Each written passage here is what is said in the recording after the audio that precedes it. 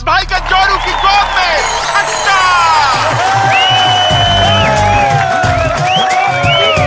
ये दूसरी ball major Tiwari ने बहुत ही खूबसूरती के साथ खेल दिया है 6 रनों के लिए छक्का। और शुरुआत से ही इस गेम पर अपनी पकड़ मजबूत करते हुए मेजर तिवारी लगातार रनों की बौछार कर रहे हैं। पाकिस्तानी प्लेयरों को कुछ समझ में नहीं आ रहा है कि वो उन्हें कैसी बॉल डालें। पाकिस्तानी प्लेयरों के बीच आपसी सूझबूझ नजर नहीं आ रही है और तालमेल की भी काफी कमी दिखाई दे रही है। अगर ये पार्टनरशिप ऐसी ही जमी रही तो भारतीय टीम को अपने लक्ष्य तक पहुंचने में कोई नहीं रोक सकता। और मेजर शुभम पाकिस्तान को पेले जा रहे हैं। छक्के पे छक्का, छक्के पे छक्का। मेजर फारूक की अगली बॉल इसी के साथ major Tiwari clean ball. Bharat को ये पहला झटका। दिए ना कि आउट नहीं है, आउट है।